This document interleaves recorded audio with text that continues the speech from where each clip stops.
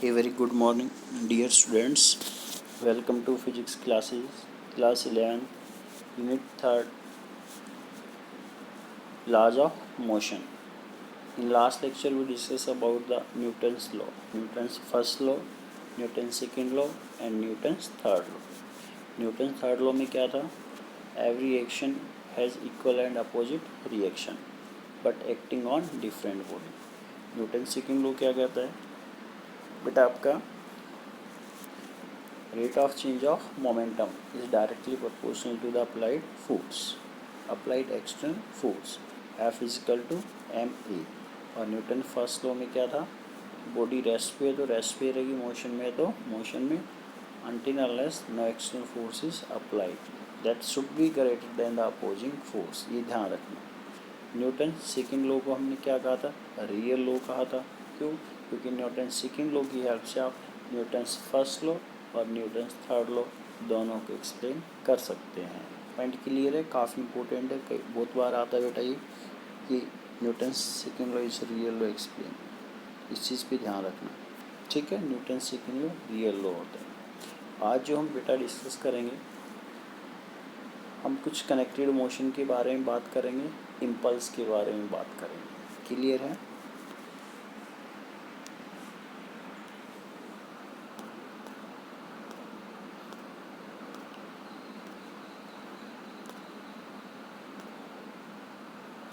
देखिए बेटा, अब ये चीज़ें बड़े ध्यान से समझना है आपको.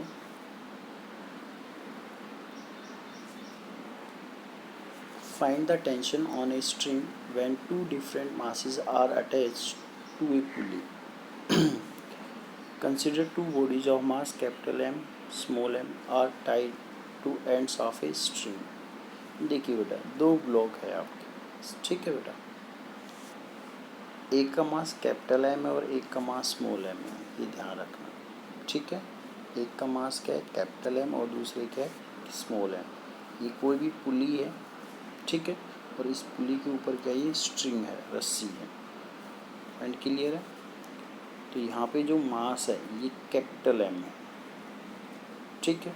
और दूसरे एंड पे ये दूसरा ब्लॉक है जिसका मास क्या है बेटा? आपके स्मॉल एम. पॉइंट क्लियर है? ठीक है. एक स्ट्रिंग है, रस्सी है, एक पुली है, पुली के ऊपर से स्ट्रिंग जा रही है और उसे दो ब्लॉक में बांध रखे हैं. एक का मास कैपिटल एम है और दूसरे का स्मॉल एम है. सोच समझ के बताइए. एम जी वेट, क्या ये डाउनवर्ड लगेगा? बिल्कुल कैपिटल एम जी. इसका भी डाउनवर्ड लगेगा, बिल्कुल स्मॉल एम इंटू जी. ठीक है बेटा? स्ट्रिंग में क्या होता है? फोर्स लगता है. स्ट्रिंग में जो फोर्स लगता है उसको बोलते हैं बेटा टेंशन. टेंशन बेसिकली है क्या? Force in the string. रस्सी के केस में जो फोर्स लगता है उसको टेंशन, खिंचाव कितना है, ठीक है?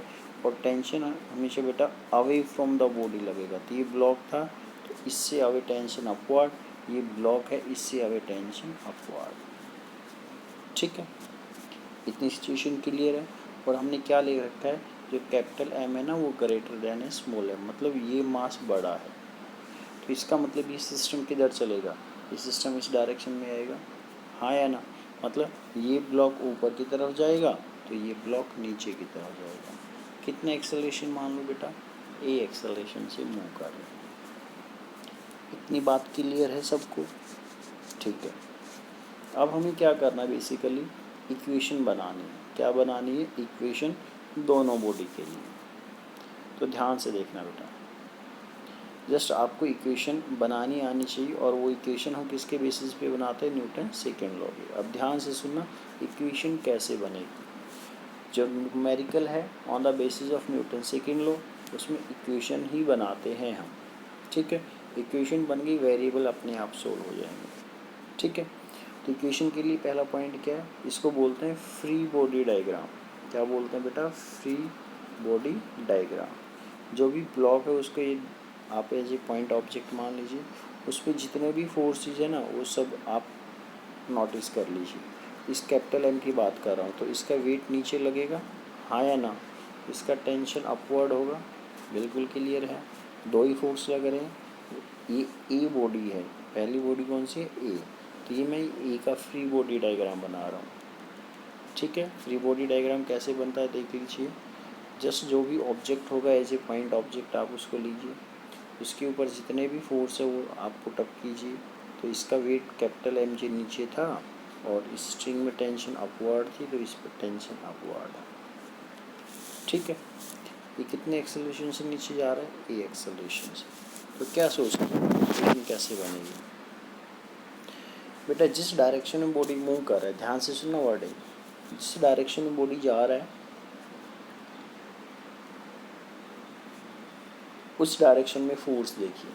तो ये ब्लॉक नीचे की तरफ आ रहा है, तो नीचे फोर्स कितना एम जी, उसमें से अपोजिट डायरेक्शन वाले फोर्स को सब्ट्रैक्ट कर दीजिए।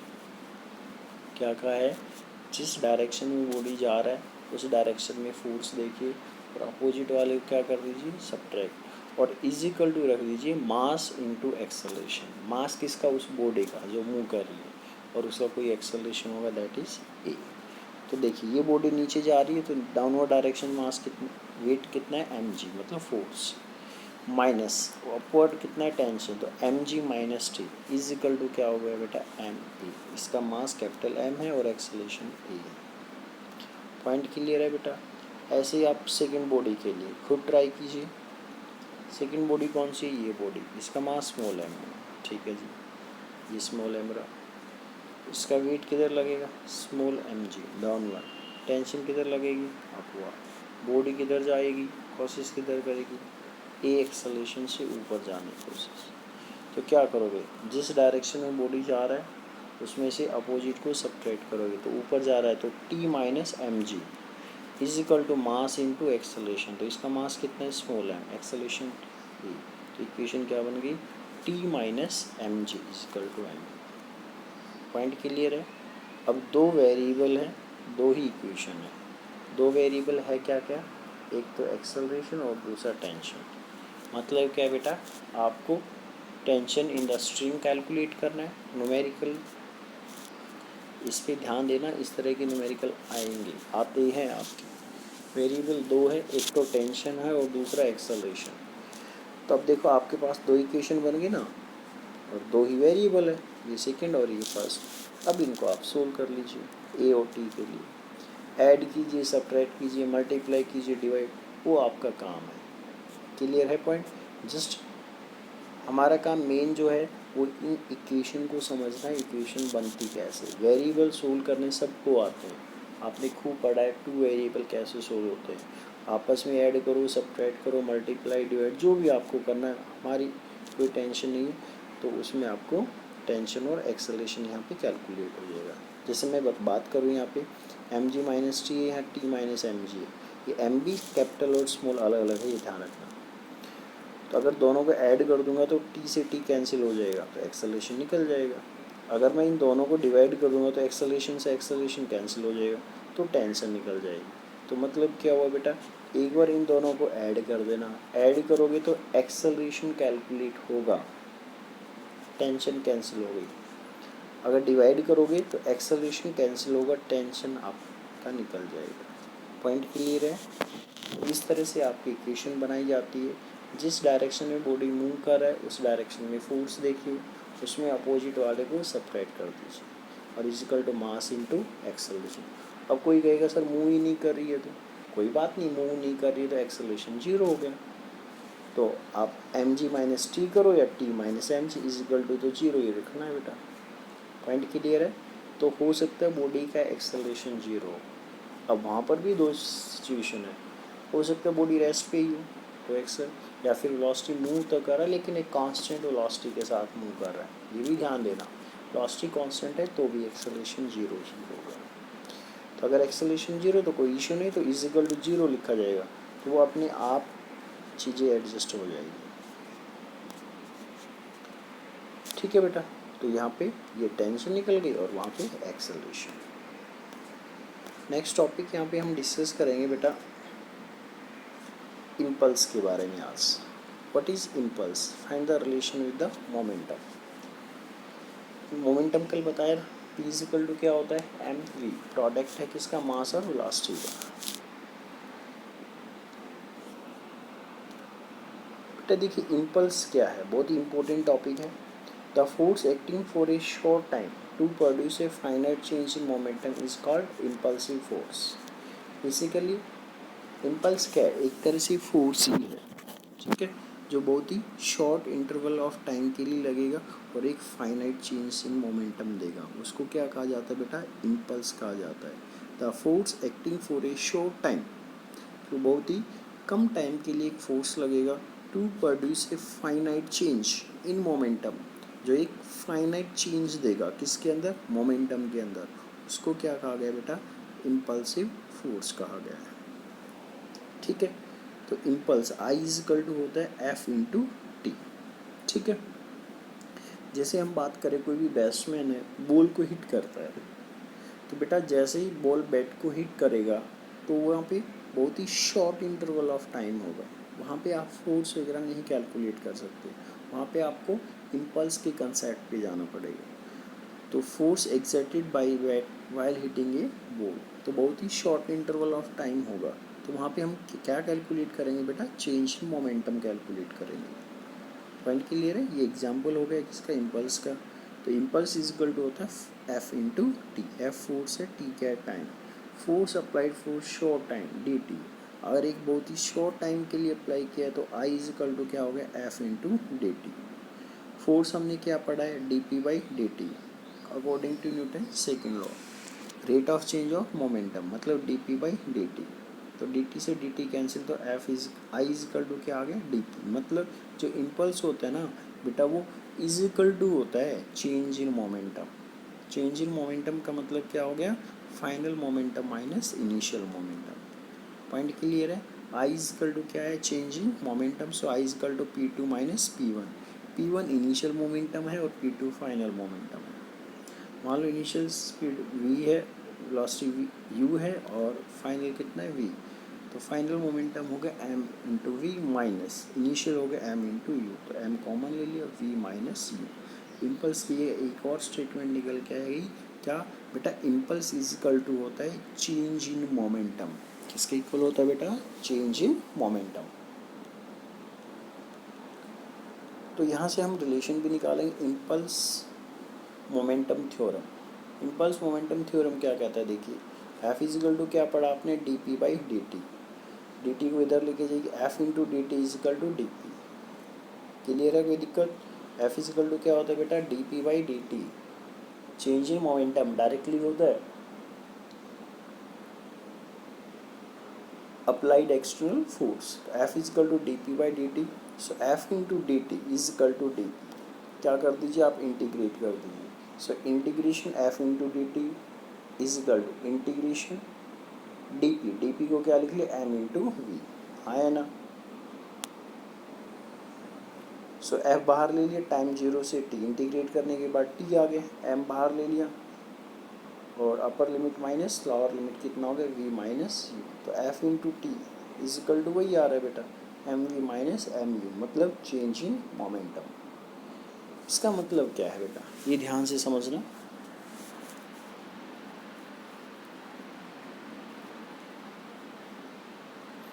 इसका मतलब ये हुआ आई इजकल टू जो है आपके पास एफ इंटू टी, इनका प्रोडक्ट हमेशा क्या रहेगा बेटा, कांस्टेंट रहेगा।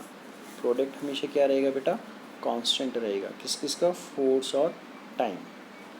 मतलब क्या हुआ, अगर आपके पास टाइम कम है तो फोर्स ज़्यादा लगेगा, अगर टाइम ज़्यादा है तो फोर्स कम लगेगा। क्या कहा गया है, impulse equal to F into T, ठीक है, इज इक्वल टू क्या है बेटा, चेंज इन मोमेंटम, यही दो है। ये हमेशा क्या रहेगा बेटा, कांस्टेंट रहेगा। क्या रहेगा, कांस्टेंट, मतलब फोर्स और टाइम दोनों का प्रोडक्ट क्या रहने वाला है, कांस्टेंट रहने वाला है। पॉइंट क्लियर है।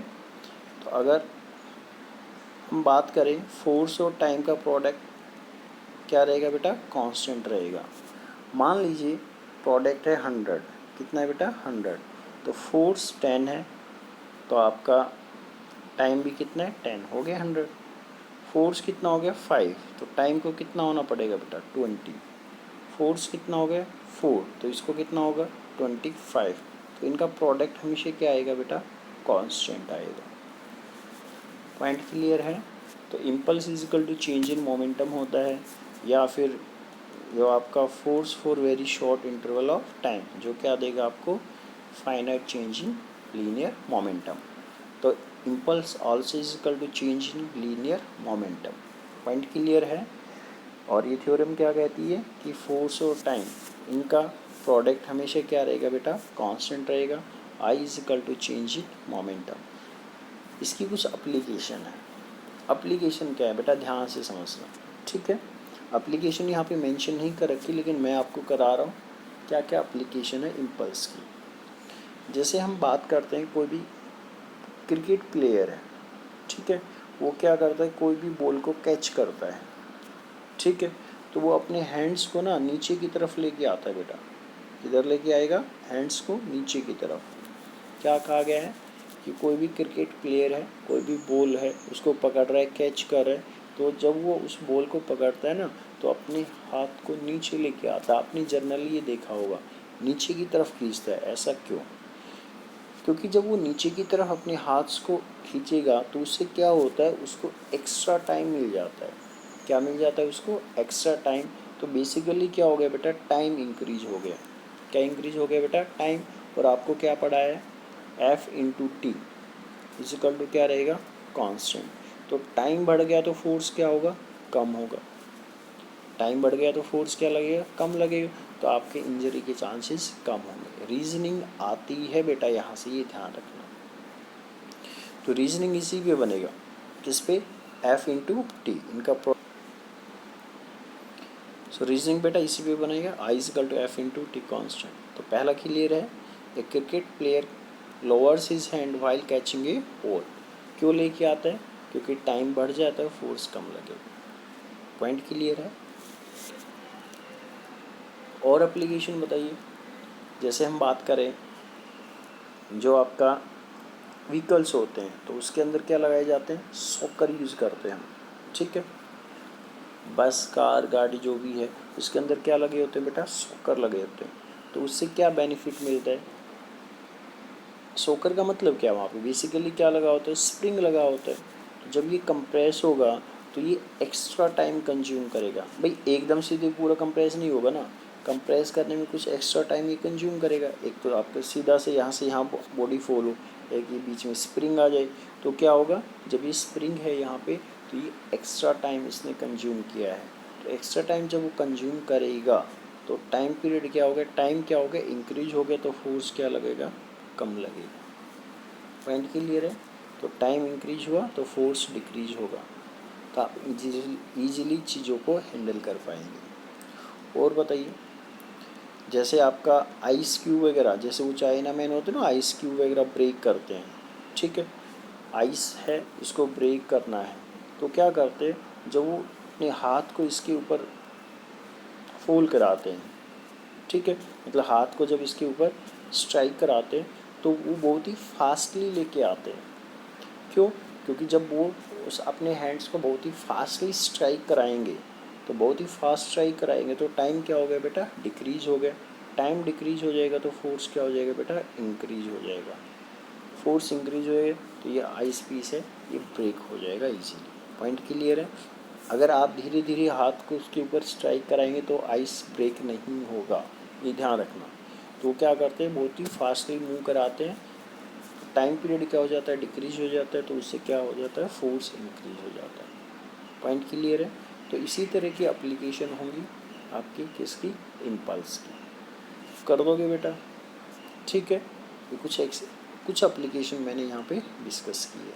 तो कंसेप्ट यही लगेगा, फोर्स इनटू टाइम, इन दोनों का प्रोडक्ट कांस्टेंट रखना है आप।